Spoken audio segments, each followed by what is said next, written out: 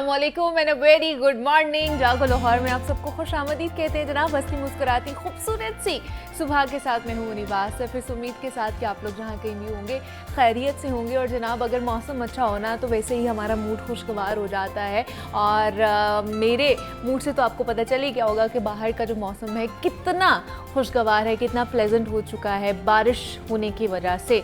लेकिन दुआ ये भी हमने करनी है कि बारिश जो है वो रहमत ही बन के बरसे, ना कि हमारे लिए ज़हमत साबित हो। खैर, इस पर भी हम बात करेंगे, मौसम के हवाले से भी आप लोगों को अपडेट करेंगे। लेकिन अभी अपने प्रोग्राम का आगाज़ करते हैं और आपको बताते हैं कि ज़िंदगी सोच से गुजारी जाती है। सोच के बगैर ज़िंदगी कुछ भी नहीं है, क्योंकि सोच हर चीज़, हर काम के पीछे एक ड्राइविंग फोर्स का काम कर रही होती है। इसलिए ये बहुत ज़रूरी होता है कि आपकी सोच दुरुस्त हो, यानी आप सही सिमत में सोचना जानते हो। इंसान के 90% मसले हल हो जाते हैं अगर सोचने का ज़ाविया उसका दुरुस्त हो। और अब सही ज़ाविये या फिर सोच के दुरुस्त होने से मुराद क्या है? इससे मुराद ये है कि दिमाग फैसले करते हुए बोनेपन का शिकार ना हो, अंधी तकलीर ना करता हो। इससे मुराद ये है कि हर मामले को एग्जैक्ट वैसे ही देखने वाला हमारा दिमाग हो, हकीकत को ही देखना चाहिए और जैसी वो होती है। आपके लिए किसी चीज़ की अहमियत क्या है, कब तक है, कहाँ है या कहाँ नहीं है, इस सारी बातों का जो ख़याल है उसका रखना सही सिमत में सोचना होता है। फिर इसमें क्रिटिकल और तनकीदी पहलू भी देखना बहुत ज़्यादा ज़रूरी होता है। कहीं ऐसा ना हो कि आप दूसरों की बातों के पीछे लगकर गलत रास्ते पर पहुंच जाएं। आपको ख़ुद भी अपने सेंसेस का इस्तेमाल करना चाहिए, यही फ्री थिंकिंग भी होती है। लोग फ्रीडम की बात तो करते हैं लेकिन उन्हें उसका अंदाज़ा नहीं होता। दरअसल यही हकीकी फ्रीडम है जहां आप आज़ादाना तरीके से सोच पा रहे होते हैं। ज़िंदगी में ना फ़ैसले करते हुए ये रवैया आपको बहुत कामयाब बना सकता है। एक अजीम फ़लसफ़ी है गौतम बुद्धा, आप लोगों ने सुना होगा उनका नाम। तारीख़ में बहुत ज़्यादा उन्होंने अच्छा काम किया और उनका ये कहना था कि दिमाग ही सब कुछ है, जो आप सोचते हैं आप वो बन जाते हैं। और दिमाग भी तो महज सोचों का एक घर ही है हमारे लिए। हम थॉट प्रोसेसिंग को या फिर जहाँ पर सोचने का अमल होता है उसी को तो दिमाग कहते हैं। इसलिए सोचों की परवाह जो बड़ी ज़रूरी होती है कि आप क्या सोच आपके दिमाग में आ रही है उसको सोचना, उसको एनालिसिस उसका करना बहुत ज़रूरी होता है। और इस चीज़ का ख्याल ज़रूरी है कि कोई इम्प्योरिटी हमारे माइंडसेट में शामिल ना हो, हमारी सोच में शामिल ना हो। जहाँ सोच बदलना बेहतर हो वहाँ सोच बदली जाए, और जहाँ ज़रूरी ना हो वहाँ अपनी सोच पर कायम भी रहा जाए। ये अमल इतना ताकतवर है कि सिर्फ सोच के बदलाव से ना हम ज़िंदगी बदल सकते हैं। इसका बेहतरीन हल ये है कि सीखें और हर चढ़ते दिन और गुज़रती शाम से सीखें, अपने और दूसरों के तजुर्बे से सीखें, किताबों से सीखें और वाक़यात से सीखें, क्योंकि ये सीखना ही है जो आपको सही डायरेक्शन में देखने के काबिल बनाता है। और वैसे भी हमें कुरान मजीद भी यही तालीमात देता है कि जहाँ से भी आपको इल्म हासिल हो रहा है, जहाँ से भी आपको इल्म या तालीम मिल रही है, आपको वहाँ से हासिल करना चाहिए। फिर आपको ये नहीं देखनी चाहिए कि वो आपसे इक़दार में या आपसे मयार में या आपसे कह लें कि बुलंदी में कितना छोटा है, कितना बड़ा है। ये देखे बग़ैर इस चीज़ को नागुज़ीर किए करते हुए जनाब आपको आगे भी बढ़ना चाहिए और हर चीज़ से सीखना चाहिए। अपने पास्ट से सीखना चाहिए, अपनी गलतियों से सीखना चाहिए, आगे आने वाली चीज़ों से सीखना चाहिए। बहुत से छोटे बच्चे भी होते हैं ना, कभी कभी ऐसी हरकतें करते हैं कि बड़े भी दंग रह जाते हैं। ऐसे ऐसे सवालात पूछते हैं कि हम लोग ख़ुद ही स्पीचलेस हो जाते हैं और हमारे दिमाग में कहीं ना कहीं एक ऐसी अलार्मिंग सिचुएशन आती है कि हमारे दिमाग में ऐसी क्यों नहीं चीज़ आई है, ऐसा पहलू इस वाक़े का, ये इस चीज़ का क्यों नहीं आया है। बच्चों के दिमाग में ऐसी चीज़ें आ जाती हैं। तो हमें बच्चों से भी बहुत कुछ सीखने को मिलता है, बड़ों से बहुत कुछ सीखने को मिलता है, बल्कि हर चीज़ से हमें हमें बहुत कुछ सीखने को मिलता है। बस ये है कि आपकी सीखने वाली हिस्स जो है वो बरकरार रहनी चाहिए, तभी आप कुछ सीख सकते हैं। अगर आप अपने आप में ही शहनशाह हैं, बादशाह हैं, तो फिर आपको कोई भी नहीं सिखा सकता, फिर आप ख़ुद को भी खुद नहीं सिखा सकते हैं। खैर, ये आज का पैगाम था। हम आगे बढ़ते हैं, कुछ मज़ीद ख़वातीन के हवाले से बात कर लेते हैं। तो जनाब, हमारे चेहरे पर कुछ ज़ाहिर हो जाए ना, तो हमारी सारी खूबसूरती को गहना के रख देता है। मुलाज़मा की यूँ तो बहुत सी वजूहात हैं, लेकिन सूरज की तेज़ रोशनी को इसका ज़्यादा कसूरवार ठहराया जाता है। ये भी देखा गया है कि अक्सर तेज़ धूप ना होने के बावजूद भी कुछ ख़वातीन के चेहरे पर छाइयाँ ज़ाहिर होना शुरू हो जाती हैं, जो कहीं कहीं इस बात को रद्द भी करती हुई नज़र आती हैं कि इसकी वजह सिर्फ़ और सिर्फ सूरज की तेज़ शुआएँ ही हैं।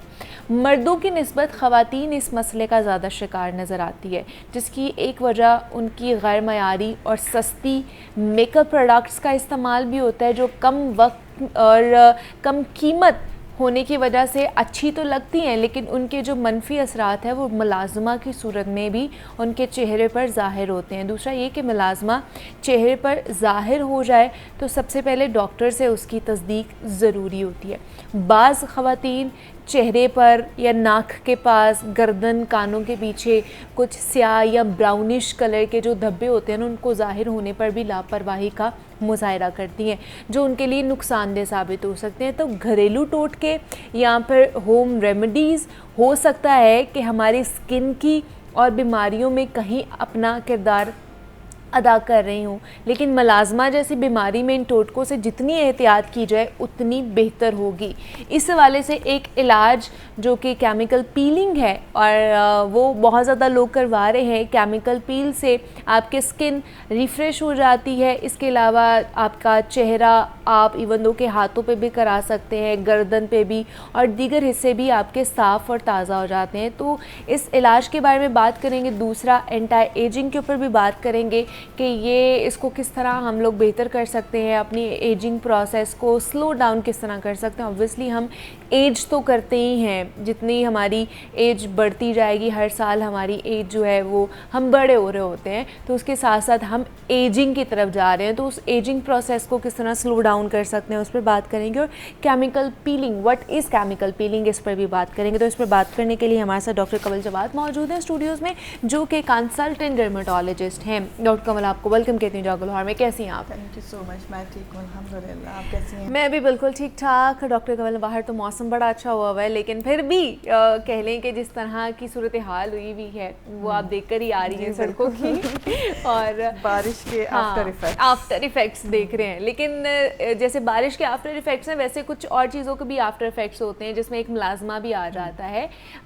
मुलाज़मा किन किन रीज़न्स की वजह से, किन किन वजह की बुनियाद पर हो सकता है? ये मुलाज़मा को हम आफ्टर इफ़ेक्ट्स कहेंगे, लेकिन इससे पहले जो हम ट्रीटमेंट लेकर आ रहे होते हैं, वो किस वजह से मुलाज़मा कॉज कर सकते हैं? देखिए, मुलाज़मा बेसिकली हाइपर पिगमेंटेशन होती है, यानी कि आपकी स्किन के कलर से डार्कर कलर अगर आपकी स्किन का होना शुरू हो जाए, उसे हम मुलाज़मा कहते हैं। मुलाज़मा बेसिकली बहुत सारे रीज़न्स की वजह से हो सकता है। जैसे सबसे इम्पॉर्टेंट जो उसमें चीज़ है, ख़वातीन में अगर हम बात करें तो उसमें आयरन डेफिशिएंसी। अच्छा। बेसिकली अल्लाह पाक ने हमारी अपनी बॉडी के अंदर कलर डिसाइड करने के लिए जो चीज़ रखी है उसे हम मेलानिन कहते हैं। मेलानिन की प्रोडक्शन अगर ज़्यादा होना शुरू हो जाए, मेलानिन डिसाइड करता है कि कलर बॉडी का कैसा होगा। जैसे जो एशियन स्किन है उसमें मेलानिन, आपको पता है, वीटिश कलर होता है। वीटिश से अगर 1 टोन लाइटर कर लें, ये एशियन स्किन का कलर है। लेकिन अगर हम बात करें कि एशियन स्किन नहीं है, किसी भी जगह यूके यूएसए में जो स्किन कलर टाइप 1 और 2 होता है, उसमें मेलानिन की तादाद बहुत कम होती है। सो कलर लाइटर हो जाता है। अब अगर एशियन स्किन में मेलानिन का कलर जो नॉर्मल स्किन टोन है उससे किसी स्पेसिफिक पैच पर ज़्यादा होना शुरू हो जाए, तो उसे हम हाइपर पिगमेंटेशन कहते हैं। वो डार्कर टोन हो जाती है। अगर आपकी पूरी बॉडी डार्कर हो तो दैट इज़ ओके, लाइक वो आपका कलर है, उस पर आप कुछ नहीं कर सकते। बट अगर आप कहीं से आपका कलर लाइटर है, कहीं से आपका कलर डार्कर है, और कहीं आपको पैच पड़ रहे हैं, तो वो हम हाइपर पिगमेंटेशन कहते हैं। हाइपर पिगमेंटेशन में मुलाज़मा हो सकता है, हाइपर पिगमेंटेशन में आपको फ्रेकल्स हो सकती हैं, हाइपर पिगमेंटेशन में ही आपको और दूसरी ऐसी बहुत सारी डिजीज़ जो हमारी डर्मेटोलॉजी में आती हैं, वो फिर हम किसी और दिन डिस्कस करेंगे। बट बिकॉज मुलाज़मा आपका स्पेसिफिक टॉपिक है, तो मुलाज़मा के लिए ख़वातीन में अगर है तो आयरन डेफिशिएंसी अच्छा, सन एक्सपोजर, अच्छा, स्ट्रेस का लेना, अल्कोहल और स्मोकिंग की कंजप्शन बहुत ज़्यादा करना, कोई भी जो मेकअप प्रोडक्ट अभी आपने बताया कि अगर वो मयारी नहीं है, गैर मयारी है, उनका इस्तेमाल करवा सकता है। वाइटनिंग क्रीम्स, अगर आप वाइटनिंग क्रीम्स यूज़ करते हैं बहुत ज़्यादा और वो स्टेरॉइडल बेस्ड हैं, उनकी वजह से भी मिलाजमा होता है। अच्छा, उनको छोड़ने की वजह से या उनके कॉन्टीन्यूस यूज़ की वजह से मिलाजमा आपको हो सकता है। So these are the basic reasons. बहुत सारे लोग कहते हैं कि जी आपको कैल्शियम की कमी की वजह से मिलाजमा हो रहा है, so this is like myth. ऐसा कुछ नहीं है।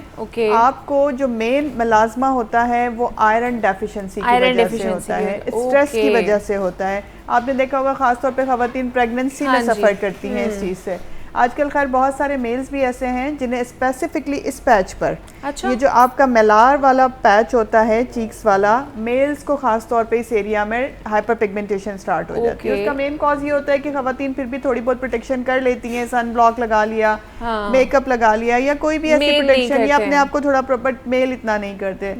तो मिलाजमा का होना, मैं ये कहूँगी कि जितनी भी हमारी एस्थेटिक्स और डर्मेटोलॉजी की दुनिया है उसमें एक चैलेंजिंग ट्रीटमेंट है। अच्छा, सबसे ज्यादा इसी का ट्रीटमेंट मुश्किल, बहुत मुश्किल ट्रीटमेंट है, बिकॉज इसका रिकरेंस बहुत है। ये एक मरतबा साफ हो जाती है, दोबारा हो सकती है। अगर प्रेगनेंसी में है ड्यू टू सम डेफिशिएंसीज है तो फिर हम इसे कवर कर सकते हैं। बट अगर वो डेफिशिएंसीज की वजह से नहीं हो रहा है और वो कॉन्टीन्यूसली स्ट्रेस है, बहुत सारे लोग सिगरेट स्मोकिंग करते हैं, अल्कोहल कंजप्शन करते हैं, पाकिस्तान में या पाकिस्तान से बाहर भी, ये चीज़ें उसे इन्हेंस करती हैं। करवाने का रीज़न नहीं है, सिगरेट स्मोकिंग और अल्कोहल कंजप्शन करवाने का रीज़न नहीं होती, बट जिस भी बंदे में थोड़ी सी भी टेंडेंसी है, उसका मेलानिन बढ़ रहा है किसी भी वजह से, सन एक्सपोजर भी बहुत ज़्यादा है, तो ये उसे एग्जेजरेट कर देगा, उसे बहुत ज़्यादा कर दे। ट्रीटमेंट्स की तरफ आते हैं। लेकिन मैं दूसरा ये पूछना चाहूँगी, जैसे आपने कहा कि आयरन की डेफिशिएंसी की वजह से भी ये मिलाजमा हो सकता है। जी बिल्कुल। अच्छा, बहुत से लोगों को मैंने ये कहते हुए सुना है, कुछ एक्सपर्ट्स ये कहते हैं कि जो आयरन की डेफिशिएंसी की वजह से अगर आपको छाइयाँ पड़ गई हैं, ये मिलाजमा हो गया है,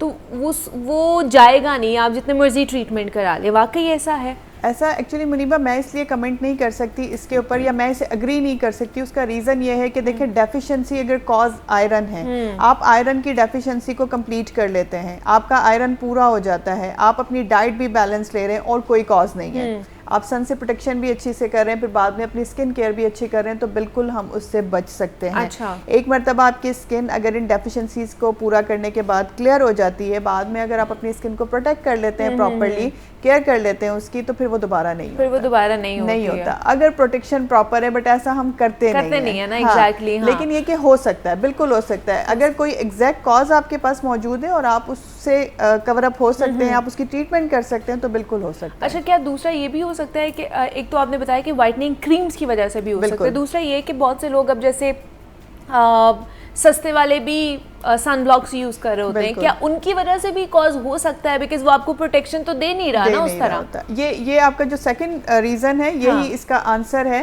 कि सस्ते वाला सन ब्लॉक उस सूरत में करवा सकता है, एक तो वो आपको प्रोटेक्शन नहीं दे रहा, नंबर 1।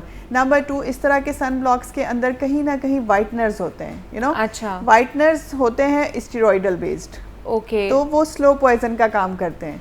वो स्लोली स्टेरॉइडल बेस्ड आपकी स्किन को यूज टू कर देते हैं, और स्टेरॉइड आपको पता है ना, एक टाइम के बाद स्टेरॉइड अपना असर करना बंद कर देता है। सो जब वो अपना असर करना बंद करता है, फिर स्किन पर आफ्टर इफेक्ट्स आना शुरू होते हैं, और उन आफ्टर इफेक्ट्स में मिलाजमा भी शामिल है। तो यस, आपके क्वेश्चन का आंसर ये है कि बिल्कुल सस्ते वाले सन ब्लॉक भी मिलाजमा करवा सकते हैं। उसके पीछे साइंस क्या है वो मैंने आपको बता दी है। सही है, तो इसलिए अपना सन ब्लॉक भी बड़े अच्छे तरीके से जो है ना वो आप चूज करें। हाँ, मेडिकेटेड होना चाहिए, वो आई बिलीव कि जो हमारी रिसर्चेस हैं उसमें अगर आपका मेडिकेटेड सन ब्लॉक है, सन ब्लॉक मैंने आपको हम काफी दफा डिस्कस कर चुके हैं, केमिकल है, फिजिकल है, ठीक है, आप दोनों यूज कर सकते हैं। डिपेंड करता है कि आपकी स्किन पे क्या सूट करता है, आपकी स्किन का टेक्सचर क्या है, जेल बेस्ड यूज करना है, स्प्रे फॉर्म में करना है, आपको जो टिंट वाला होता है वो करना है, या अपनी स्किन के मुताबिक डिसाइड करना है। बट SPF 50+ होना चाहिए एशियन स्किन में। लेकिन अब जिस तरह का गर्मी का मौसम तो चले, अभी तो मॉनसून शुरू हो गया है तो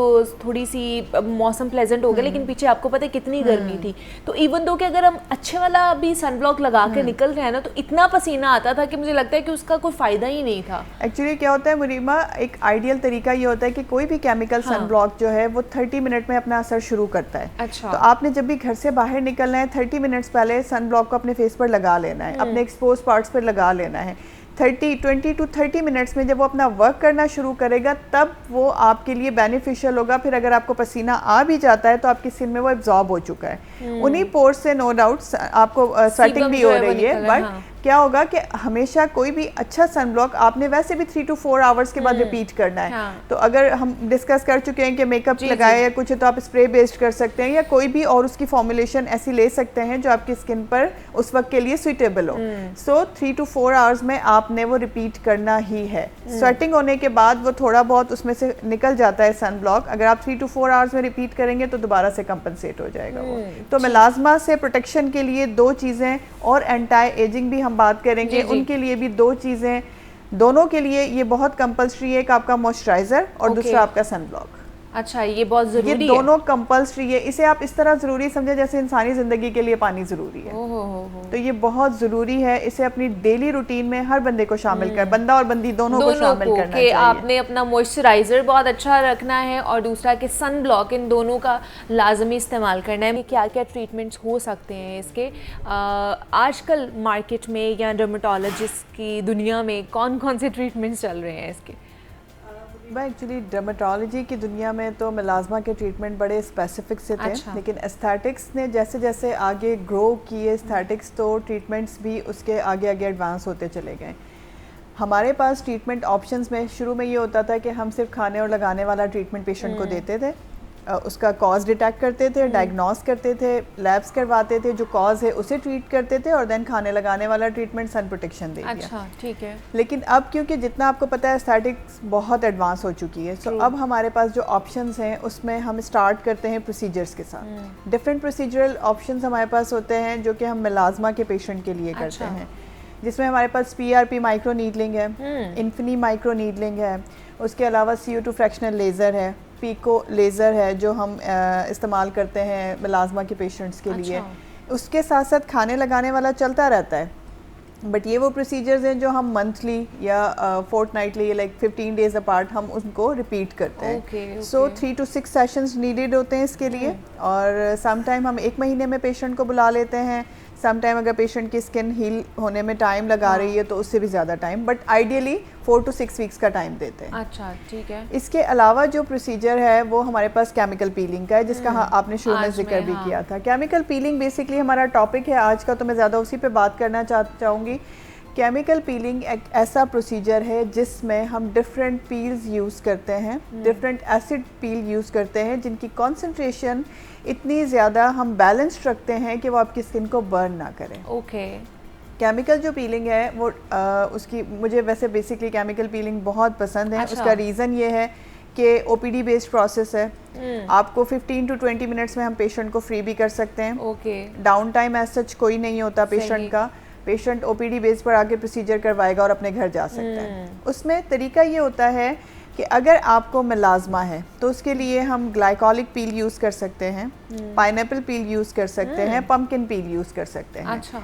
अगर आपको एक्नी प्रोन स्किन है, एक्नी हो रही है, आपकी स्किन पर स्कार्स बने हुए हैं, आपको इवन टोन चाहिए, तो उसके लिए फिर हम सैलिसाइलिक पील भी यूज़ कर सकते हैं, उसमें हम नायासिन भी यूज़ कर सकते हैं। फिर हमारे पास डिफरेंट ऑप्शंस हैं। सो जिस तरह बाकी ट्रीटमेंट ऑप्शंस हैं, पीलिंग के भी डिफरेंट हमारे पास एसेट्स होते हैं।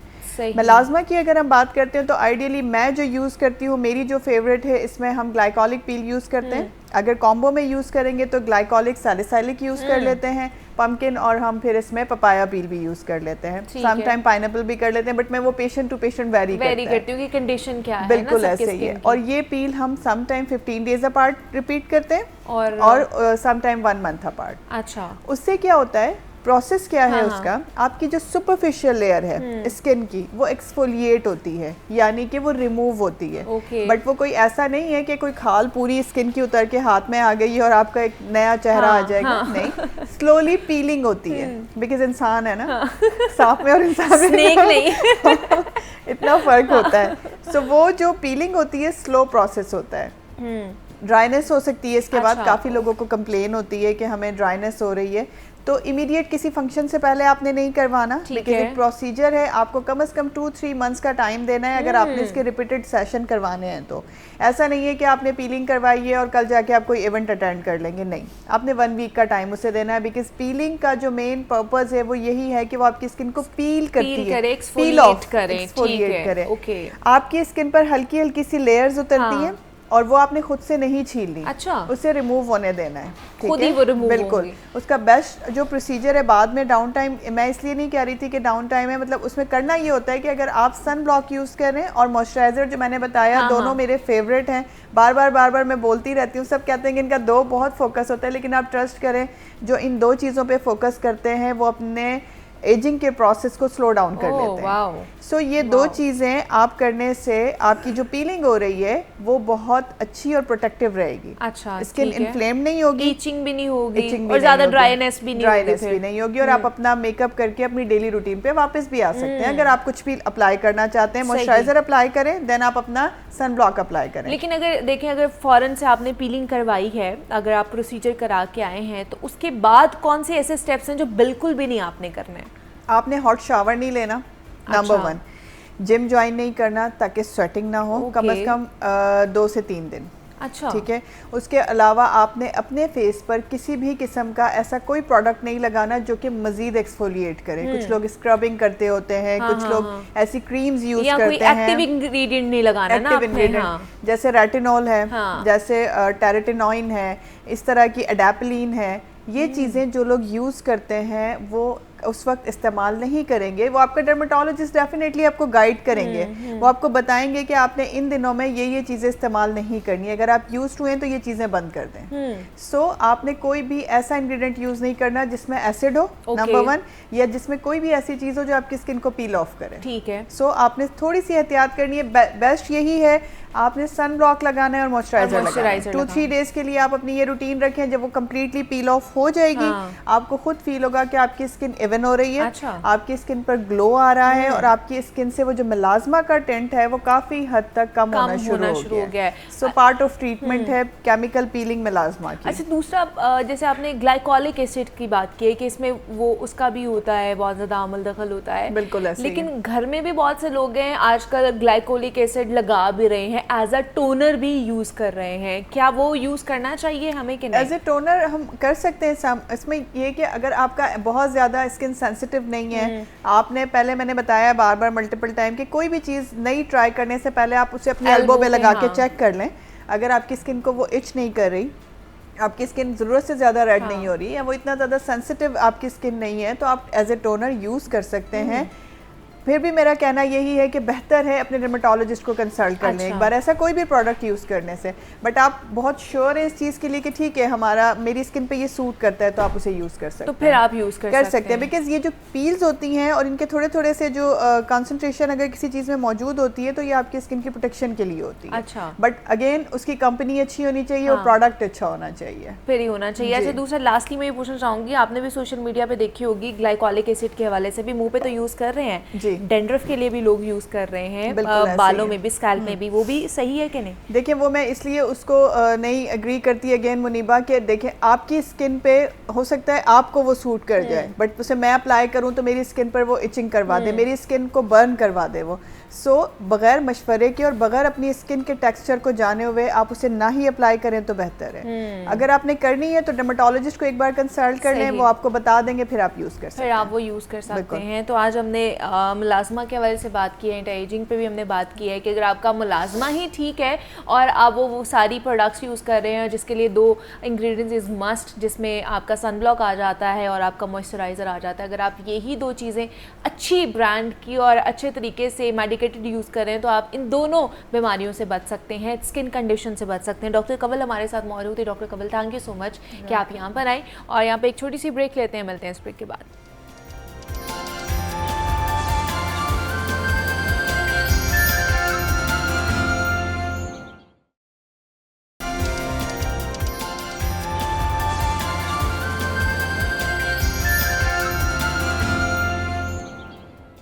वेलकम बैक टू जागो लाहौर। जनाब, बढ़ती आबादी ने जहां वसाइल को कम किया है, वहीं हमारे लिए खुराक के चुनाव और मयार को भी गैर मयारी बना दिया है।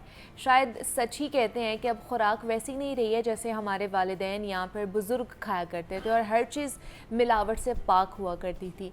देसी घी की जगह आजकल आप देख लें कि जितने भी ऑयल्स हैं उन्होंने ले ली है, या केचप ने ले ली है। रोटी की जगह अब हम डबल रोटी खाना पसंद करते हैं।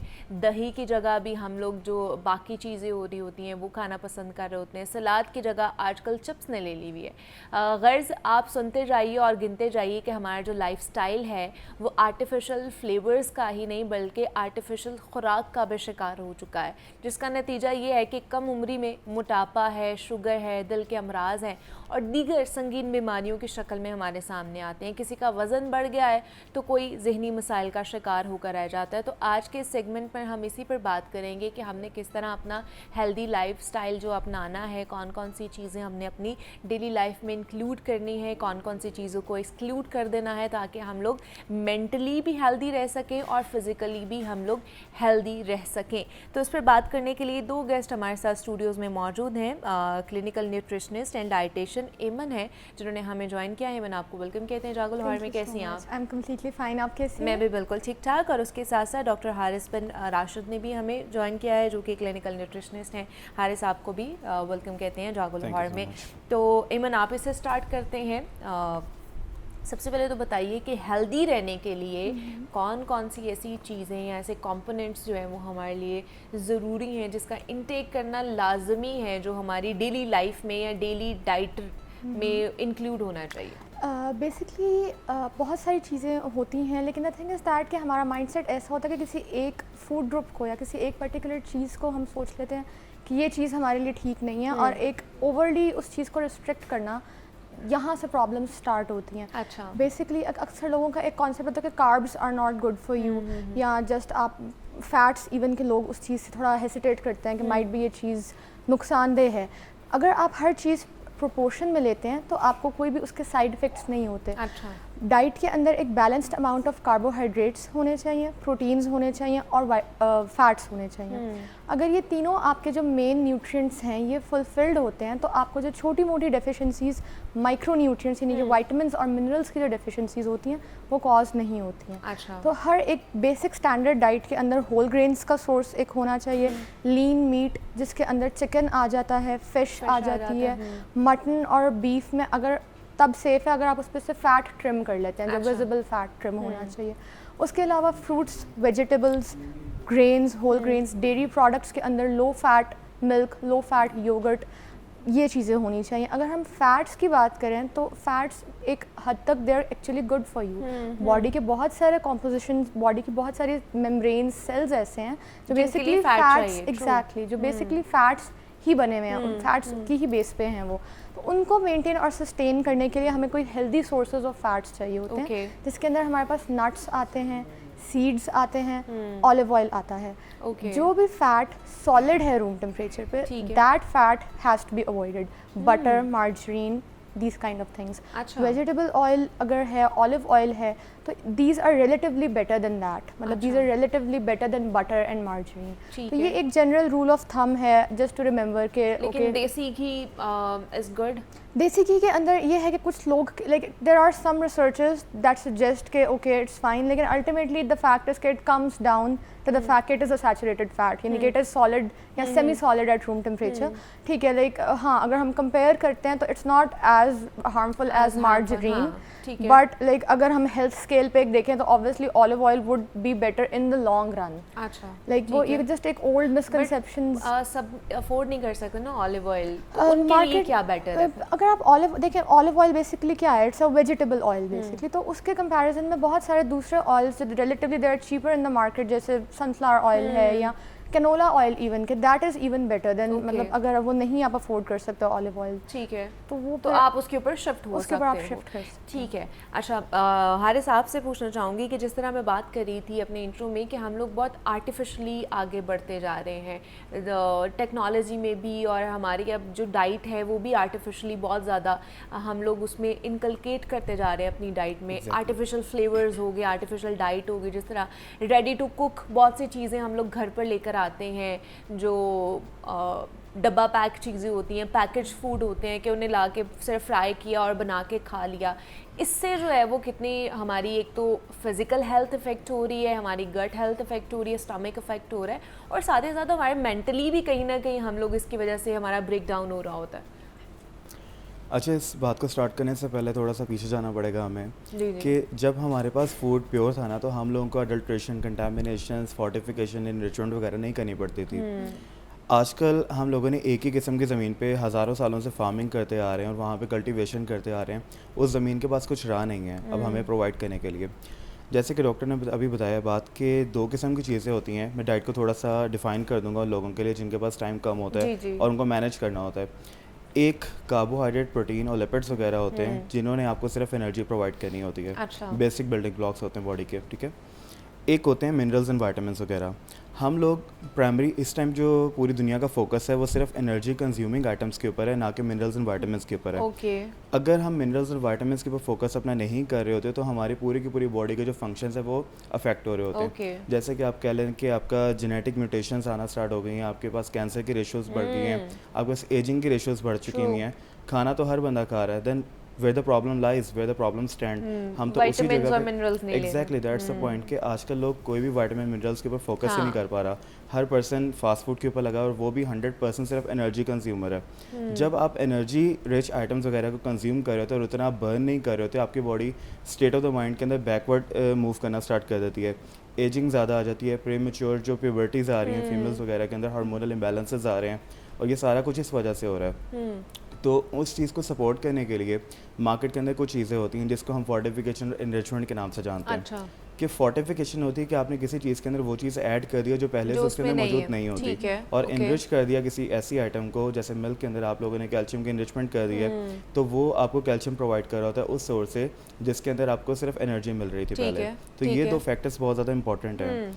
इसके अंदर जो मेजर रोल आता है वो आता है प्रिजर्वेटिव्स का, कि जितना ज़्यादा एक चीज़ की शेल्फ लाइफ हम बढ़ाते रहेंगे उतने वो हमारे लिए नुकसानदेह हो जाती है। क्योंकि जैसे कि आप देखते हैं कि हर आइटम को अल्लाह ताला ने ऐसा पैदा किया हुआ है कि वो पेरिशेबल है। दुनिया का कोई ऐसा फूड नहीं है जो पेरिशेबल ना हो। आप अभी सर्च करें आपको कोई नहीं मिलेगा, क्योंकि हर आइटम की एक स्पेसिफिक शेल्फ लाइफ है, उस टाइम तक उसको कंज्यूम कर रहे हैं और फ्रेश आइटम को हम लोगों ने खाना होता है। आजकल हम लोग 2-2 साल 3-3 साल की जो एक्सपायरीज वगैरह मेंशन कर रहे होते हैं, दूध जो 5-6 घंटे के अंदर ख़राब हो जाता था वो अब जाके 2-2-3 दिन रहता है। और इवन अगर आप टेट्रा पैक्स की बात करें वो सेवरल मंथ्स तक वो चल रहे होते हैं। वो कैसे चल रहा होता है, उसके अंदर वेरियस इंग्रेडिएंट्स ऐसे ऐड होते हैं जो कि हमारे लिए, लेकिन फिर क्या करें अगर हम टेट्रा पैक यूज़ ना करें तो हम खुला अगर यूज़ कर रहे हैं तो उसमें भी बहुत सारी ऐसे इंग्रेडिएंट्स जो हैं वो मिलाए जा रहे होते हैं। खालिस दूध तो हमें नहीं मिल रहा, तो हम फिर कहाँ से ये चीज़ें ले सकते हैं? एक छोटी सी रिसर्च अभी नेटिव रिसर्च कंडक्ट हुई थी food structure and over population के बिहाफ के ऊपर, कि ओवर पॉपुलेशन को मीट करने के लिए इन लोगों ने फूड स्ट्रक्चर में कुछ चेंजेस किए थे। सही। पहले ज़माने के अंदर ये हुआ करता था कि आपके ना 300 ml दूध के अंदर ना तकरीबन 325 mg कैल्शियम मौजूद होता था। सही। आजकल 300 ml दूध के अंदर ना 50 mg कैल्शियम है। अब आपको अगर अपना कैल्शियम लेवल सेटिस्फाई करना है तो आपको एक दिन में दूध के 20 ग्लासेस पीने पड़ेंगे। 20 ग्लासेस 20 ग्लास दूध के, I don't think so is a realistic point कि कोई पर्सन नहीं पी सकता, कोई पर्सन कर ही नहीं सकता इस चीज़ को फॉलो। तो उस चीज़ को सपोर्ट करने के लिए इनको कैल्शियम को किसी और सोर्स से इनको चाहिए कि वो इनरिचमेंट वाली डाइट वगैरह को फॉलो करें, फोर्टिफिकेटेड डाइट को फॉलो करें, लेकिन ये देखें कि उसकी शेल्फ लाइफ मिनिमम हो। कुछ ऐसे फैक्टर्स हम देख सकते हैं कि हम ऑनलाइन नोट कर लें, हम मार्केट से देख लें, हम ट्रेंडिंग आइटम्स के अंदर देख लें कि जिसकी शेल्फ लाइफ कम हो, पेरिशेबल आइटम्स हो, उसके अंदर कलर्स वगैरह ऐड ना हो। ई सीरीज़ आप को पीछे इंग्रेडिएंट लिस्ट पे नज़र आ जाती है कि कौन से ई सीरीज़ वगैरह इसके अंदर ऐड हुई हुई होती है, वो केमिकल्स होते हैं और उनका नाम आप डालें तो पूरी की पूरी उनकी हिस्ट्री आ जाती है। आपको सबसे पहले कि जो पीछे उसकी लिस्ट लिखी होती है वो पढ़ना शुरू कर दें ताकि आपकी तमाम तर चीज़ें वो हल होना शुरू हों। अच्छा अयमन, जिसमें मैं बात कर रही थी, आपने भी बात की, डॉक्टर हारिस ने बात की कि कुछ ऐसे मिनरल्स वाइटामिन्स भी हमें चाहिए होती हैं जो डेली रूटीन के फंक्शंस के लिए बहुत बेहतर होती हैं, तो उसमें कौन कौन सी चीज़ें आ जाती हैं? वाइटामिन्स बेसिकली 2 टाइप्स के होते हैं। हैं, एक फैट सॉल्युबल वाइटामिन्स होते हैं और एक वाटर सॉल्युबल वाइटामिन्स होते हैं। अब इनमें डिफरेंस ये होता है कि जो फैट सॉल्युबल वाइटामिन्स होते हैं, अगर आप वो एडिक्वेटली एक डोजेज में ले लेते हैं तो they stay in your body for a long time. Body उसको फैट सेल्स के अंदर स्टोर कर लेती है। उनकी एक्सक्रीशन बॉडी से रिलेटिवली स्लो होती है। तो वो आपको ऑन एंड ऑफ अपनी डाइट के अंदर इंक्लूड करने चाहिए। कौन कौन से हो सकते हैं? Vitamin A, D, E and के, ये 4 बेसिक विटामिन्स हैं। ये फैट सॉल्युबल विटामिन्स हैं जो आपके फैट सेल्स के अंदर स्टोर होते हैं और ये आपकी बॉडी में एक लॉन्ग टाइम के लिए इनके स्टोर्स रहते हैं। इसके 2 पर्सपेक्टिव्स हैं। एक तो ये कि अगर आप उसके एक्सेस ले लेते हैं तो it stays in your body for a long time. Body excess को फ्लश आउट नहीं करती इमीडिएटली। तो इसके ये ड्रॉबैक्स हैं कि अगर आप उसकी डोजेज सही नहीं लेते तो उसके कॉन्सिक्वेंसेज हो सकते हैं। हेल्थ इफेक्ट नेगेटिवली भी हो सकती है ज़्यादा इनटेक से। अच्छा। जो दूसरे वाइटामिन होते हैं वो विटामिन वाटर सॉल्युबल विटामिन होते हैं जिसमें विटामिन बी कॉम्प्लेक्स आता है और विटामिन सी आता है। अच्छा। इन विटामिन को अगर आप एक्सेस में लेते हैं तो उसके कोई एसिड साइड इफेक्ट्स नहीं होते क्योंकि बॉडी उसको एक्सेस वाटर के साथ, स्वेट, यूरिन के साथ फ्लश आउट कर देती है बॉडी से। ये बेसिकली 2 टाइप्स ऑफ विटामिन्स हैं जो डिफरेंट फ्रूट्स में, वेजिटेबल्स में, डिफरेंट होल ग्रेन्स के अंदर प्रेजेंट होती हैं। ठीक है। और अल्टीमेटली ये दोनों टाइप्स आपकी बॉडी के जितने भी फंक्शंस हैं उनको सस्टेन करने के लिए मैंडेटरी होती हैं। ठीक है, लेकिन अगर जो फैट सॉल्युबल विटामिन्स हैं, अगर जिस तरह आपने कहा कि उनकी ज़्यादती हो जाए, वो ज़्यादा आपकी बॉडी में आ जाए तो वो नुकसानदेह भी हो सकते हैं। तो जिस तरह अगर डेफिशिएंसी होती है तो उसके कुछ साइंस एंड सिम्टम्स होते हैं। तो इस तरह हो सकता है कि अगर ज़्यादा हो गई है आपकी बॉडी में उसकी मिकदार या क्वांटिटी तो उसकी भी कोई साइंस आ जाए हमारे। डेफिनेटली आपकी लिवर हेल्थ सबसे पहले कॉम्प्रोमाइज़ होती है क्योंकि लिवर इज़ दैट ऑर्गन जो आपकी बॉडी के जितने भी टॉक्सिन्स होते हैं उनको डिटॉक्सिफाई करता है, बॉडी को क्लीन करता है। इन सिंपल टर्म्स अगर हम कहें तो जो एक लाइन है कि खून साफ करता है बेसिकली। तो अल्टीमेटली कोई भी चीज़ जब बॉडी में एक्सेस में होगी तो उसका स्ट्रेस फर्स्ट एंड फॉरमोस्ट तो लिवर पे जाएगा। लिवर उस चीज़ से स्ट्रेस आउट होगा। नेक्स्ट उसका जो इफेक्ट है वो किडनीज पे जाएगा। जहाँ किडनी ने एक नॉर्मल अमाउंट एक्सक्रीट करनी थी, किडनी के ऊपर double, triple, even 4 times stress आ गया उस चीज़ को एक्सक्रीट करने का। ठीक है। तो जो भी आप विटामिन्स एक्सेस में लेते हैं अल्टीमेटली वो आपके सिस्टम्स को अफेक्ट करते हैं, आपके ऑर्गन्स को अफेक्ट करते हैं। ठीक है, वो आपको अगर ज़्यादा आपने ले लिया है तो इसलिए कहा जाता है कि अपने डॉक्टर से, अपने फिजिशियन से कंसल्ट करके ही कोई भी विटामिन्स आपको खाने चाहिए। अच्छा डॉक्टर हारिस, आपसे भी यही सवाल करूँगी कि ये कितने ज़रूरी हैं विटामिन्स? हम लोग ये नहीं ले रहे होते हैं डेली रूटीन में ख़ास तौर पर, तो कौन कौन से विटामिन्स हैं जो हम डेली रूटीन में ले सकते हैं और उसका कोई नुकसान नहीं होगा, मतलब एक्सेस अगर हो जाता है? ज़्यादातर सारे जो एक्सपर्ट्स हैं वही यही कहते हैं कि जो हमारे रीजन में रहने वाले लोग हैं उनमें विटामिन डी की कमी है, तो हम उसको किस तरह पूरा कर सकते हैं? और अगर हम लोग थ्रू टैबलेट्स या फिर वो इंजेक्शन की फॉर्म में भी आता है, कुछ और फॉर्म में भी आता है, उसको ले रहे हैं तो हमें वो लेना चाहिए या नहीं लेना चाहिए? ओके, जैसे कि डॉक्टर एमन ने भी बताया कि कुछ विटामिन्स हैं जो फैट सोल्यूबल हैं, उनकी क्वांटिटी जो है ना वो बॉडी के अंदर स्टे कर जाती है। ठीक है। जैसे कि उसका नाम बता रहे, इजी टर्म्स के अंदर अगर बात करें तो एक चीज़ है जो कि फैट के अंदर सोल्यूबल हो जाती है और एक चीज़ है जो वाटर के अंदर सोल्यूबल हो जाती है। वाटर हमारी बॉडी से डेली बेसिस के ऊपर रिमूव होता जाता है in the form of urination, in the form of sweating, लेकिन फैट हमारी बॉडी से डेली बेसिस पे सेक्रेट आउट नहीं होता, जिसकी वजह से जो फैट सोल्यूबल विटामिन्स हैं वो फैट के अंदर रहने की वजह से हमारी बॉडी में ज़्यादा देर तक रहते हैं। अच्छा, उसके बाद आपने बात की विटामिन डी के ऊपर, तो विटामिन डी के जो सोर्सेज हैं उसके अंदर आपके पास जो सी फूड है, उसके अलावा आपके पास सनलाइट है, इसके मतलब ये सोर्सेज हैं जो आपके जो विटामिन डी है उसको एक्टिव विटामिन डी के अंदर कन्वर्ट कर रहे होते हैं। द पॉइंट इज़ दैट कि हमें ये वाली जो चीज़ें रिक्वायर है ना, कि हर किस्म की डिफरेंट बॉडी के अंदर मशीनरीज हैं। हर किस्म की मशीन को ऑपरेट करने के लिए हमारे पास डिफरेंट लेबर है जिनको जो कि एनर्जी रिक्वायर करते हैं। अब उनको ऑपरेट करने के लिए हमें स्पेसिफिक सॉर्ट ऑफ टूल्स चाहिए होते हैं। जैसे डिफरेंट मशीन, आपको लॉक खोलने के लिए की चाहिए, उसको की को मूव करने के लिए एनर्जी चाहिए। अब आपके पास जो विटामिन्स एंड मिनरल्स हैं, they are the key towards a lock. अब जो एनर्जी आपको चाहिए वो आपकी बॉडी को ऑलरेडी मिली है और वो बहुत मिकदार के अंदर आजकल मिल रही है। अब जो टूल्स हैं ना असल में वो लैक करते रहते हैं। जो टूल्स हैं हमारी बॉडी से कंटिन्यूसली सेक्रेट आउट होते रहते हैं। अगर हम एक जनरल बात करें तो हमें लगता है कि डिहाइड्रेशन जो है वो सिर्फ पानी की कमी होती है। Dehydration is not minerals, electrolytes की कमी हो रही है। डिहाइड्रेशन बेसिकली इलेक्ट्रोलाइट की डेफिशिएंसी है। जब आप पानी पीते हैं दैट इज सिंपल वाटर, जब वो आपकी बॉडी के अंदर होता है दैट इज इलेक्ट्रोलाइट। इसका मतलब जब जितना आप ज़्यादा पानी पीते हैं और उतना ही ज़्यादा पानी आपकी बॉडी से रिमूव होता है, then you are getting in a dehydrative state. ये नहीं होता कि आप अपनी वाटर रिक्वायरमेंट पूरी करें, तो उसको बैलेंस करने के लिए आपको साथ साथ विटामिन एंड मिनरल्स रिक्वायर होते हैं जो कि आप अपनी बॉडी को देंगे तो वो वाटर एंड मिनरल्स जो ये शामिल होंगे पानी के अंदर, वो इलेक्ट्रोलाइट बैलेंसिंग वगैरह करेगा।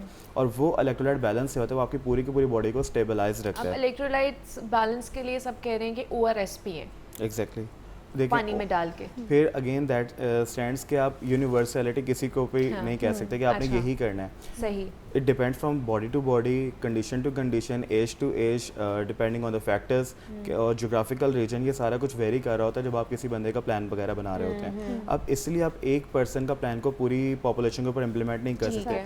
Majority of the population that is lacking vitamin D, उनके अंदर कैल्शियम ज़्यादा हो जाता है। अच्छा। अब फिर वही वाली बात है कि टेक्निकल टर्म्स आ जाती हैं यहाँ पे कि कैल्शियम आपकी बॉडी को जब मिल गया है तो कैल्शियम को 2 किस्म के फैक्टर्स चाहिए होते हैं, विटामिन के and vitamin D. Vitamin D is the Uptake factor and जो विटामिन के है that is the absorptive factor. कुछ लोगों की गट माइक्रोफ्लोरा बैडली इफेक्ट होते हैं क्योंकि वो बहुत ज़्यादा लाइक पैरासीटामोल कंज्यूम कर रहे होते हैं, बहुत ज़्यादा एस्पिरिन कंज्यूम कर रहे होते हैं। वो ये not against the medical salts क्योंकि वो इलनेस इंडस्ट्री में काफ़ी ज़्यादा इफेक्टिव होते हैं, लेकिन जब आप उनको टॉफीज़ की तरह खाना शुरू कर देते हैं तो वो डिहाइड्रेटेड स्टेट हमारी बॉडी के अंदर दे देते हैं, that is called diuretic state, कि आपकी बॉडी से जो वाटर होता है वो डबल स्पीड में, ट्रिपल स्पीड के अंदर एक्सक्रीट आउट होना शुरू हो जाता है। And again like I already mentioned कि वो वाटर नहीं होता, वो इलेक्ट्रोलाइट होता है। और जितना ज़्यादा आप इन पिल्स के ऊपर अपने आप को रखते हैं तो उतना ही ज़्यादा आपकी बॉडी से इलेक्ट्रोलाइट वेस्ट होते हैं और उतना ही ज़्यादा आपको इसको रिकंज्यूम करना पड़ता है। तो ये है कि आप अपने फिजिशियन से कंसल्ट करके विटामिन्स की डेफिशिएंसी के हवाले से जान सकते हैं, कौन से विटामिन्स आपको खाने चाहिए, कौन से ऐसे मिनरल्स हैं जो आपको बाकी फूड ग्रुप से भी मिल सकते हैं या आपको विटामिन्स भी फूड ग्रुप से मिल सकते हैं। अगर वहाँ से आपकी पूरी नहीं हो रही डेफिशिएंसी तो तब आप ये मल्टीविटामिन्स या टैबलेट्स या उसकी सूरत में उसका इनटेक करें, खुद से ना करें। तो हमारे साथ डॉक्टर हारिस मौजूद थे और डॉक्टर एमन मौजूद थी। आप दोनों का बहुत शुक्रिया कि आप दोनों यहाँ पर आए और बड़ी अच्छी डिस्कशन रही आप दोनों के साथ। यहाँ पे हम एक ब्रेक लेते हैं, मिलते हैं इस ब्रेक के बाद।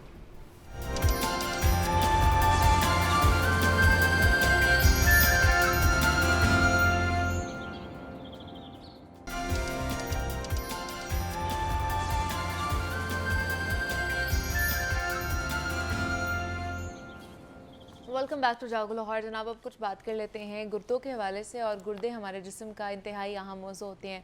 ये खून में मौजूद इजाफी सियाल और कचरे को फ़िल्टर करते हैं और ये जिस्म के पीएच लेवल, नमक और पोटाशियम को कंट्रोल भी करते हैं। ये ऐसे हार्मोन्स भी पैदा करते हैं जो खून के सुर्ख खुलियों की पैदावार को कंट्रोल करके पूरे जिस्म में ऑक्सीजन पहुंचाते हैं। और अगर इनके अफ़ाल मुतासर होने पर कचरा जमा होने लगे तो उनकी सेहत का ख्याल रखना हर एक के लिए ज़रूरी है ताकि भरपूर ज़िंदगी गुजारी जा सके। गुर्दों के अमराज के शिकार अफराद में दिल की शरेआनों से जुड़े अमराज का ख़तरा भी बहुत ज़्यादा बढ़ जाता है।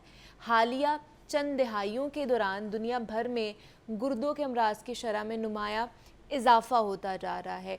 तो आज हम ख़ास तौर पर बात करेंगे कि गुर्दे फ़ेल होने की क्या वजूहात हैं और क्या क्या साइंस एंड सिम्टम्स हो सकते हैं, किस तरह का इलाज मुआलजा करवाया जा सकता है।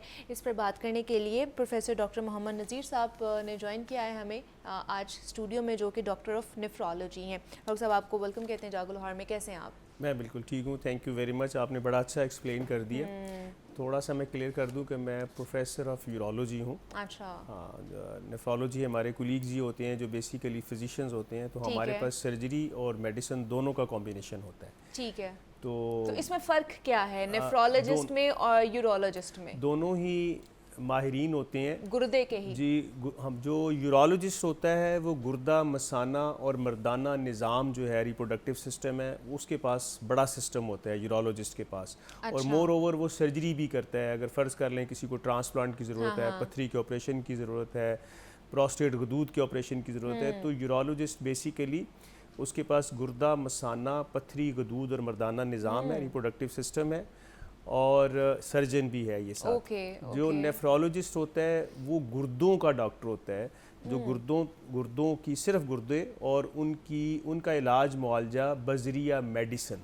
वो सर्जन नहीं होते, वो सर्जन नहीं होता, वो फिजिशियन एज अ फिजिशियन होता है, वो फिजिशियन होते हैं। ओके, ठीक है। तो गुर्दों के हवाले से अगर बात करें तो आज हमने बात करनी कि गुर्दे फेल हो क्यों रहे हैं इतनी ज़्यादा, इसकी रेशो क्यों बढ़ती जा रही है? ये बहुत अहम आपने टॉपिक छेड़ा है और पूरी दुनिया में जैसे आपने बताया कि गुर्दों के अमराज बढ़ रहे हैं, उसकी बेशुमार वजूहात हैं। हम अपने ख़ित्ते के हिसाब से बात करते हैं। हमारे ख़ित्ते में गुर्दों का एक एस्टीमेटेड जो अंदाज़ा लगाया गया था चंद साल पहले, वो 10% से लेकर तकरीबन 20% अफराद जो हैं वो गुर्दों की किसी न किसी बीमारी में मुब्तला है। अच्छा। अगर हम 15% भी लगाएं तो ये तकरीबन 4.5 करोड़ के करीब, 4-4.5 करोड़ के करीब लोग बनते हैं, जो इतना एक बर्डन है कि जिसको ना तो गवर्नमेंट सेक्टर और ना ही प्राइवेट सेक्टर मिल के भी अगर हैंडल करना चाहे तो नहीं हैंडल हो सकता, जिसकी वजह से गुर्दे फेल होने के बाद जो लोग इसका इलाज मुआवजा किसी न किसी वजह से नहीं करवा सकते, नहीं पहुंच सकते, अनफॉर्चुनेटली उनकी लाइफ भी बड़ी मिजरेबल हो जाती है और डेथ भी होने के इम्कानात बहुत बढ़ जाते हैं। अब आते हैं इनकी वजूहात की तरफ। वजूहात देखें, एक तो पानी बड़ा अहम है, इसमें सबसे अहम रोल पानी का ही है। अच्छा। अगर पानी जो है हमारे लोगों को सही नहीं मिल रहा, उसमें बहुत सारे डिपॉजिट्स हैं या पानी की कमी है या पानी के अंदर इतने ख़राब नमकियात हैं जाके गुर्दों में जमा हो रहे हैं और गुर्दे उनको फ़िल्टर नहीं कर पा रहे और वो अंदर डिपॉजिट हो जाते हैं, जैसे कुश्ते और कई चीज़ें भी हैं, वो भी जाके उसके अंदर भी कुछ ऐसे साल्ट, ऐसे मेटल्स होती हैं वो जाके जमा हो जाती हैं। कुछ अर्सा पहले लाहौर में भी पानी का एक टेस्ट हुआ था जिसमें आर्सेनिक तक डिस्कवर हुआ था, तो जो कि इटसेल्फ एक पॉइजन है और वो जाके और भी चीज़ों को ख़राब करता है, तो गुर्दों को भी ख़राब करता है। दूसरी तरफ आ जाते हैं जो पूरी दुनिया में कॉमन इसकी वजूहात हैं, उसमें शुगर और ब्लड प्रेशर है। अब हमारे मुल्क में भी शुगर और ब्लड प्रेशर बेशक leading cause of renal failure, गुर्दों के फेलियर की वजह है, लेकिन जो ज़्यादा अफसोसनाक बात है वो ये है कि हमारे मुल्क में वो वजूहात भी गुर्दों के फेलियर का बायस बन रही हैं जो बाकी दुनिया से तकरीबन ख़त्म हो चुकी हैं। जैसे कि मिसाल के तौर पर पथरी। अच्छा। अब पथरी की वजह से गुर्दा इसलिए नहीं फेल होना चाहिए कि पथरी तो 100% काबिल इलाज है और बाहर के मुल्कों में पथरी आपको कभी बड़ी मिलती ही नहीं। अगर कोई पथरी का मरीज़ होगा भी तो इतनी अर्ली तशखीस हो जाती है कि देर एंड देन ही उनका बगैर किसी बड़े ऑपरेशन के मरीज़ का इलाज हो जाता है। हमारे यहाँ पथरी की वजह से लोगों के जो गुर्दे फेल हो रहे हैं उसमें अनफॉर्चुनेटली मरीज़ तो बेचारे मैं समझता हूँ वो बेकसूर है, मासूम है, उनका शायद इतना कसूर नहीं है। कसूर उन लोगों का भी है जो गुर्दे के इन लोगों को जिनको पथरियाँ हो गई हैं उसको लंबा ट्रीटमेंट करते रहते हैं, ये कतरे पिएँ, ये फ़लानी चीज़ करें, ये हल हो जाएगी, ऐसा हो जाएगा। ऐसा नहीं है। गुर्दों की पथरियों की मुख्तलिफ इकसाम है और हर पथरी का अपना एक इलाज है। तो पथरियों की वजह से जो हमारे मुल्क में गुर्दे फेल हो रहे हैं ये बड़ी ही अफसोसनाक, दर्दनाक, तशखीस ना होने की वजह से गुर्दों की पथरी की बर वक्त तशखीस नहीं हो रही और बर वक्त उसका इलाज नहीं हो रहा। अनफॉर्चुनेटली हर बंदा को ये मैसेज किसी न किसी अताइयों से, सन्यासी बावों से, जाली डॉक्टरों से, जाली हकीमों से ये मैसेज आ रहा है कि जी आपने पथरी को निकलवाना नहीं है, इसका इलाज ऑपरेशन नहीं करवाना, बस हम कतरे देंगे और ये सब ठीक हो जाएगा। अच्छा। तो लोग पथरियों को इस तरह पालते हैं जैसे लोग बकरियों को पालते हैं। तो मैं हमेशा ये कहता हूँ कि यार ये पथरियाँ हैं, ये बकरियाँ नहीं हैं, इनको पालना नहीं है। पथरी निकलनी चाहिए और पथरी के लिए बहुत सारे कुदरत ने अच्छे इंतजाम किए हुए हैं। अच्छा। कि पथरियाँ खुद ब खुद भी निकल जाती हैं, लेकिन अगर नहीं निकल रही किसी भी वजह से तो आपने फौरी तौर पर इसका इलाज करवाना है। फौरी तौर पर आपने मुस्तनद यूरोलॉजिस्ट के पास जाना है, वो इसको निकालेगा, दवाई से निकाले, शुआओं से निकाले, साउंड वेव से निकाले। आजकल तो वैसे ही हम जितने प्रोसीजर्स कर रहे हैं बड़ी से बड़ी पथरी के लिए, छोटी से छोटी पथरी के लिए, गुर्दे में हो, नाली में हो, मसाने में हो, नो कट नो स्टिच। अच्छा, मतलब नो एडवांस टेक्नोलॉजी आ चुकी है, एडवांस टेक्नोलॉजी है। आपको कोई कट नहीं लगाना, कोई स्टिच नहीं लगाना, कोई चीरा नहीं देना, कोई मरीज ने अस्पताल में दिनों दाखिल नहीं रहना। मरीज आता है, उसके मसाने में पथरी है या नाली में पथरी है, वो आया और उसकी स्टोन निकला और उसी तरह घर वापस गया, जाके चाहे अपने ऑफिस में काम शुरू कर दे, अगर उसने ट्रैवल करना है वो कर ले। उसके बाद आते हैं एक गदूद है जो बेसिकली है तो मर्दाना गदूद, औरतों में वो नहीं होता, प्रोस्टेट गदूद। प्रोस्टेट गदूद जो अगेन मैं कह रहा हूँ कि वो 100% काबिल इलाज वो एक मर्ज है। उसके ऊपर भी लोग गुर्दे अपने फेल करवा के बैठ जाते हैं कि जी होता क्या है कि लोगों को प्रोस्टेट गदूद की प्रॉब्लम हो रही है, उसको पेशाब बार बार आ रहा है, रुक रुक के आ रहा है, ज़ोर लगाना पड़ रहा है। एक बहुत ही मिसकंसेप्शन ये पाई जाती है कि जी ये उम्र हो गई है ना ज़्यादा तो इसलिए ये तो होना ही है। अच्छा। नहीं यार, ऐसा नहीं है, ऐसा नहीं होना। अगर ये हो रहा है, कोई भी चीज़ अनयूजुअल हो रही है, तो आप हर बंदे का ये फ़र्ज़ है कि वो जाके फौरी तौर पर किसी मुस्तनद यूरोलॉजिस्ट से मिले, जाके उससे पूछे ये नॉर्मल है।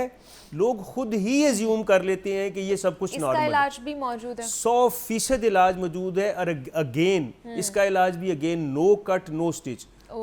हम रोज़ ये काम करते हैं, ऑपरेट करते हैं पेशेंट को, जिसको आम जुबान में लोग लेज़र कहते हैं, बाइपोलर है, कई इसके नाम रखे हुए हैं। पेशेंट आता है, ऑपरेट करवाता है, घर चले जाता है विदिन 24 आवर्स। कोई उसको ये नहीं कि जी हफ्ता रेस्ट करनी है, ये करना है। अब और आ जाए इन्फेक्शंस। हमारे मुल्क में इन्फेक्शन भी बहुत कॉमन है और ये दोनों जेंडर्स में है। प्रोस्टेट सिर्फ मर्दों में होता है, लेकिन इन्फेक्शंस, पथरियाँ, शुगर, ब्लड प्रेशर, ये तो दोनों में हो सकता है। और उसमें कई सारे फैक्टर्स। अब ये जो इन्फेक्शंस हैं इसमें हमारी अनहाइजेनिक कंडीशंस हैं, ठीक है, और मल्टीपल इश्यूज़ हैं। आपके अनहाइजेनिक कंडीशंस की कई वजह हो सकती हैं, आपको अपने पार्टनर से ट्रांसफ़र हो सकती हैं इन्फेक्शंस। इसी तरह तो मतलब लॉट ऑफ थिंग्स। एक दफ़ा किसी भी वजह से इन्फेक्शन होगी, वो पथरी की वजह से भी हो सकती है, प्रोस्टेट की वजह से भी हो सकती है, गुर्दे फेल की तरफ लेकर जा वो अगर आप उसको ट्रीट नहीं करवा रहे तो इन्फेक्शन स्प्रेड कर रही है, वो आगे जा रही है, वो गुर्दों में जा रही है, गुर्दों में पीप पस रेशा पड़ सकता है, गुर्दे ख़राब हो सकते हैं।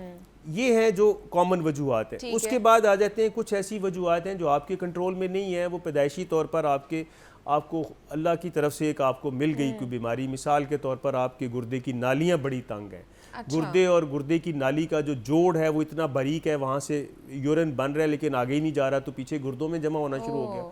या गुर्दे के अंदर गुर्दों की थैलियाँ बनी हुई हैं जिन्हें हम पॉलीसिस्टिक किडनीज़ कहते हैं। ये भी पैदाइशी एक तकलीफ़ है।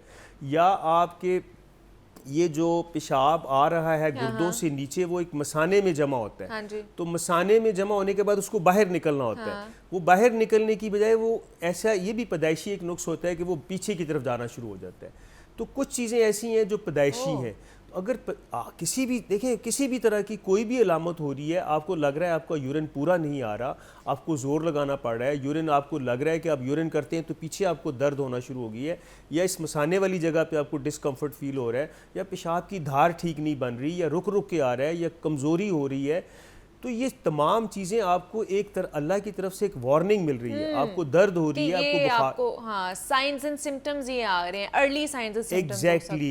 अच्छा, लेकिन डॉक्टर साहब बहुत से लोग पेशाब से भी रिलेट कर रहे होते हैं कि अगर उसका कलर इस तरह का आ रहा है तो हम उससे रिलेट कर सकते हैं कि हमारे गुर्दे ख़राब हो रहे हैं।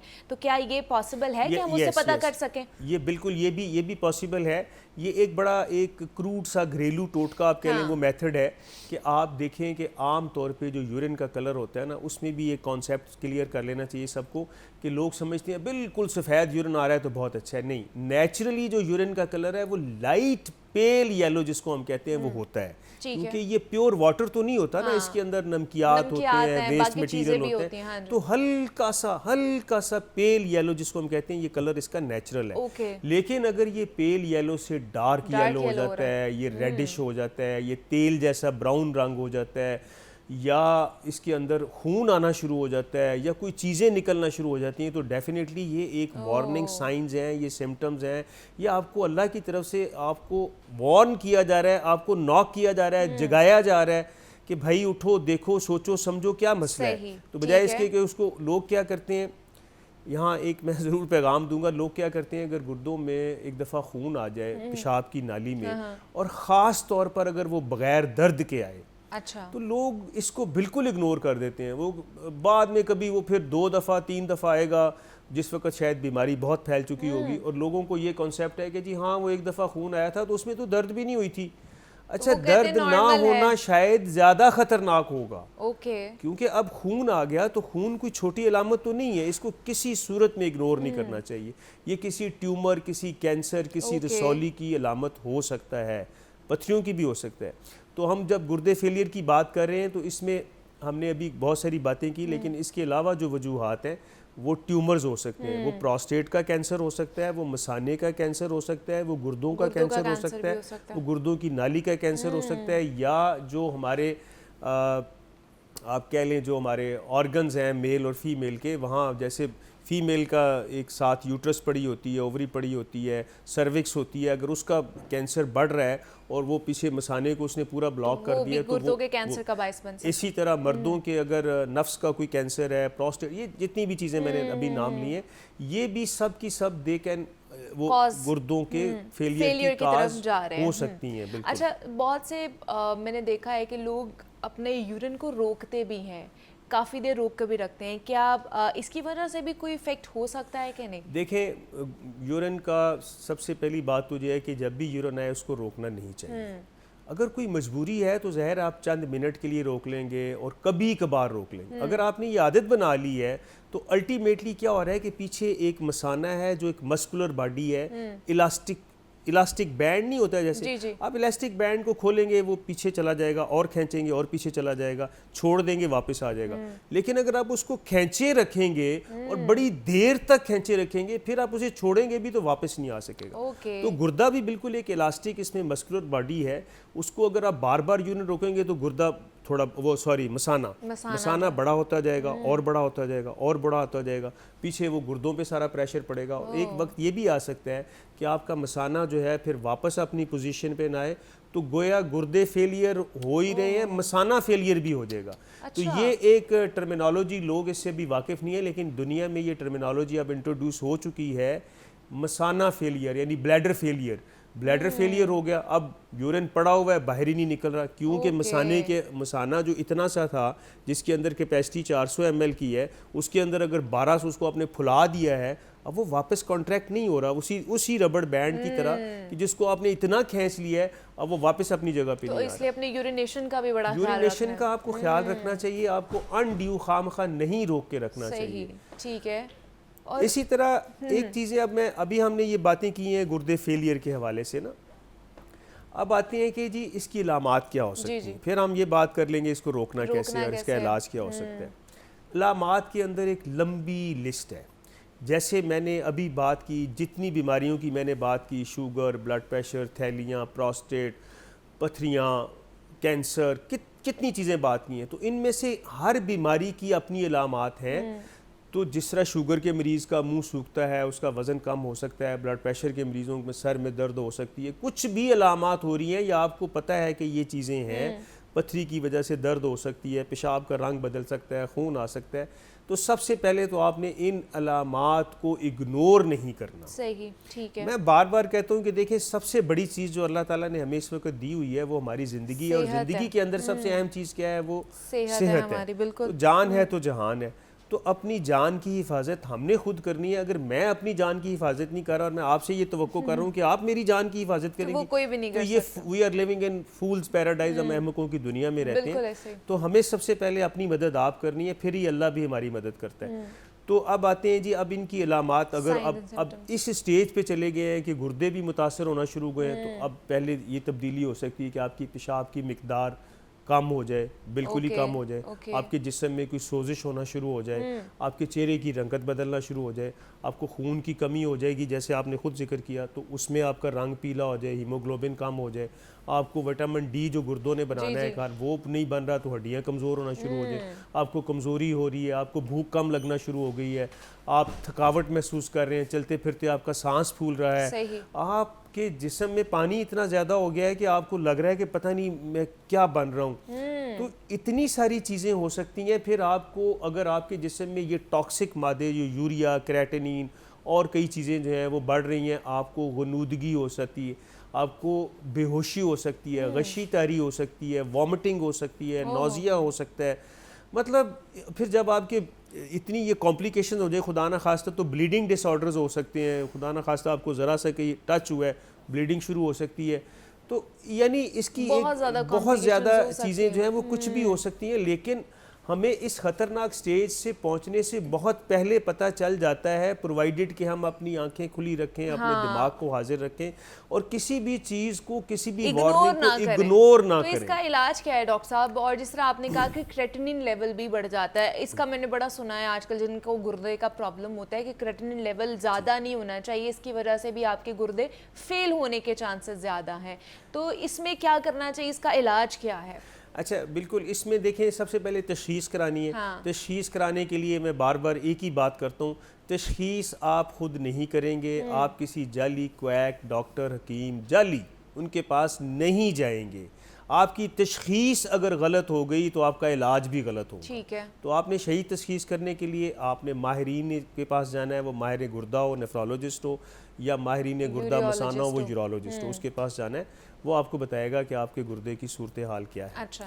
अब आते हैं, आपने पूछा कि इसका क्रिएटिनिन लेवल। हाँ जी। देखें ये बात नहीं है कि क्रिएटिनिन लेवल ज़्यादा हो जाता है तो गुर्दे फेल हो जाते हैं। असल बात यह है कि गुर्दे फेल हो रहे होते हैं तो क्रिएटिनिन लेवल बढ़ रहा होता है, यूरिया का लेवल बढ़ रहा होता है, क्रिएटिनिन लेवल बढ़ रहा होता है, पोटेशियम का लेवल बढ़ रहा होता है, और कई चीज़ें टॉक्सिक मादे और जो हमारे ज़रूरी चीज़ें हैं जैसे बाइकार्बोनेटिक साल्ट है उसका कम हो जाता है, जिसकी वजह से पूरे जिस्म में ब्लड में एसिडिटी हो सकती है। अब सवाल ये है कि जी अक्सर लोग ये पूछते हैं मुझसे सवाल कि प्रोफेसर साहब ये इसका क्रिएटिनिन लेवल कम किया जा सकता है? हाँ। अच्छा, हमारा ऑब्जेक्टिव ये नहीं है कि हमने क्रिएटिनिन लेवल कम करना है, हमारा ऑब्जेक्टिव ये है कि हमने इसका जो रूट काज है उस रूट काज को जब हम कंट्रोल करेंगे तो क्रिएटिनिन लेवल ऑटोमेटिकली कम होना शुरू हो जाएगा। ठीक है ना। मिसाल के तौर पर अगर एक छत पे पानी जमा होता जा रहा है और हम उस कहें कि जी पानी कैसे कम करना है और पीछे से जो एक नाला लीक हो रहा है उसको बंद ना करें, तो हम जितना मर्जी पानी कम करते जाएं वो छत फिर भरती चली जाए, उसका फायदा नहीं। बिल्कुल इसी तरह क्रिएटिनिन लेवल कम करना हमारा प्राइमरी मकसद नहीं है। हमारा प्राइमरी मकसद ये है कि गुर्दे अगर मुतासिर हो रहे हैं और हो चुके हैं तो उनको हमने रोकना कैसे है, पहली बात ये है। दूसरी बात यह है कि उनको वापस कैसे लाना है, क्योंकि अगर खुदा न खास्ता गुर्दे एक ऐसी स्टेज पे चले गए जिसको हम कहते हैं कि क्रॉनिक किडनी डिजीज़ हो चुकी है और गुर्दे कम्प्लीटली फेलियर हो चुके हैं, तो ये सब लोग अच्छी तरह से सुन लें, उसका ये इलाज ये जो भी जाली इलाज हो रहे हैं ये बिल्कुल नहीं है कि जी आप 10 पुड़ियाँ खा लें, 2 पुड़ियाँ खा लें 6 महीने। अगर खुदा ना खास्ते तो फिर आपको डायलिसिस या फिर ट्रांसप्लांट की तरफ जाना फिर कोई और ऑप्शन नहीं है। आप खामखा अपना वक्त ज़ाया करेंगे, पैसे ज़ाया करेंगे, सेहत ज़ाया करेंगे। अच्छा, और दूसरा डायलिसिस मुझे बताएं कि किस मौके पर किया जाता है, कौन सी ऐसी स्टेज होती है जिस पे डायलिसिस करना है और कौन सी ऐसी स्टेज है जिस पे आपने ट्रांसप्लांट करना है? और दूसरा, डायलिसिस के बारे में ये कहा जाता है कि जो एक बंदा गुर्दा फेल हो गया है और वो डायलिसिस पे पड़ गया है तो इसका मतलब है कि उसके पास चंद ही महीने हैं वो सर्वाइव कर सकता है डायलिसिस पे, उसके बाद ही कैन नॉट लिव। अच्छा, ये बहुत ही अहम सवाल आपने किया और इसका मैं बड़े ज़ोर से इसके ऊपर ज़ोर डाल के इसका जवाब देना चाहता हूँ। खुदा के लिए अपने जहन से ये झूठे कॉन्सेप्ट्स और झूठे दावे जो लोगों ने आपके दिमाग में डाले हैं उसको निकालें। डायलिसिस के मरीज़ 20-25 साल से मैं जानता हूँ। अच्छा। जो जिंदा हैं और डायलिसिस करवा रहे हैं और वो अल्हम्दुलिल्लाह अभी मैं लास्ट पोस्टिंग में as head of department general hospital में था। जी। मैं अब उनका नाम नहीं लूँगा, एक डॉक्टर साहब, अच्छा, जो मेरे हमसाये भी हैं, मेरे क्लिनिक के घर के पास भी रहते हैं, वो अरसा दराज से डायलिसिस करवा रहे हैं। हफ्ते में 2 दिन आते हैं, आराम से लेटते हैं, डायलिसिस कराते हैं, अपनी जॉब कर रहे हैं, अपना क्लिनिक कर रहे हैं, अपने बच्चे पाल रहे हैं, डूइंग एवरीथिंग। ये तो मैं पाकिस्तान की बात कर रहा हूँ जहाँ पे हमारा डायलिसिस का सिस्टम शायद इतना अच्छा नहीं है। हाँ, हम नहीं कंपैरिजन कर सकते एडवांस कंट्रीज़ के साथ, लेकिन उसके बावजूद यहाँ भी लोग डायलिसिस के ऊपर 15-15, 20-20, 25-25 साल से अल्हम्दुलिल्लाह जिंदा है। तो एक तो ये कॉन्सेप्ट जो है ना, बिल्कुल सबसे पहले इसको निकाल दें। और जी डायलिसिस हुई तो बस चंद महीने, ये बिल्कुल गलत बात है, 100% गलत बात है, इसको दिमाग से निकाल दें। अब आते हैं जी डायलिसिस किसकी होनी चाहिए, ट्रांसप्लांट किसका होना चाहिए? जब किसी के गुर्दे इर्रिवर्सिबल स्टेज पे चले गए हैं, यानी अब वो वापस नहीं आ रहे, एक तरह से वो डेड हो गए हैं। तो जब कोई चीज़ डेड हो जाती है जिससे में नहीं बनती तो फिर उसको रिप्लेस करना होता है। मिसाल के तौर पर आपको मैं एक कॉमन एग्जांपल शुगर की है। ऐसे मरीज जिनका लबलबा जो इंसुलिन पैदा करता है, अगर वो बिल्कुल ख़त्म हो गया है तो फिर उसको इंसुलिन देनी चाहिए और दी जाती है, पूरी दुनिया में दी जा रही है। अब हम कहें इसको इंसुलिन नहीं देनी, वो तो गया ना बेचारा।